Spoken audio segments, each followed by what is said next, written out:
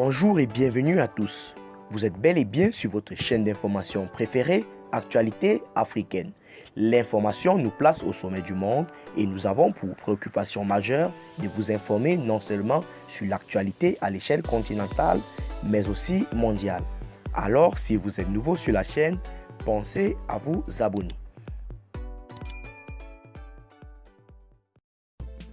Eh bien les amis, avant de commencer, nous tenons à rappeler que les images que nous utilisons sont à titre illustratif, raison pour laquelle nous vous exhortons, nous vous supplions à être, n'est-ce pas, très polis, surtout courtois dans les commentaires.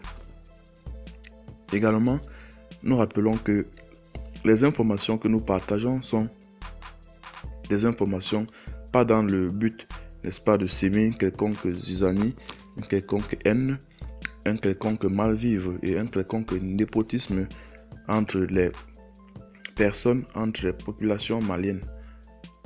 Alors, si vous êtes scotché, l'on peut commencer. Faisons donc, n'est-ce pas, un petit tour du côté du Mali ce matin pour déguster la quintessence de l'information selon laquelle une opération de l'armée malienne serait effectuée contre la base terroriste dans la région de Gao. En réalité, 8 soldats maliens ont été tués et près de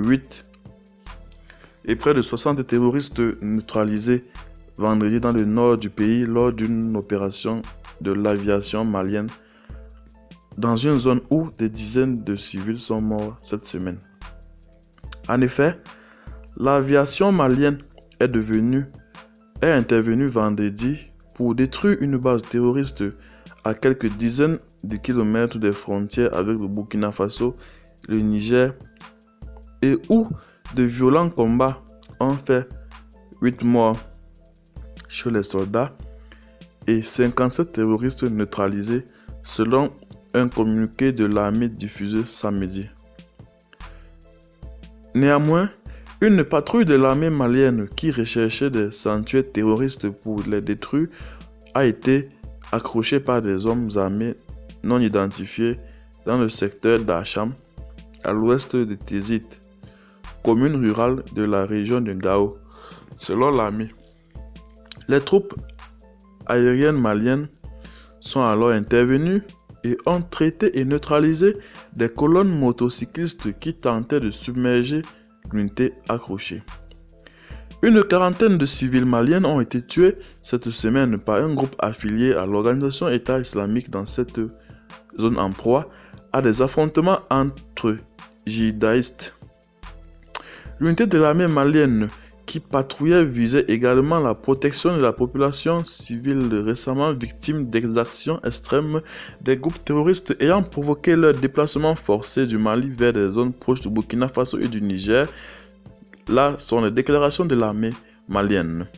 Les faits se sont produits dans la zone dite 3 frontières, un des foyers de la violence qui secoue le Sahel, l'État islamique au Grand Sahara et le groupe de soutien à l'islam et aux musulmans, l'alliance de forces armées appartenant à la nébuleuse Akiga y sont particulièrement actifs. En plus d'attaquer les armées nationales ou étrangères, ils s'y livrent depuis 2020 une guerre des territoires.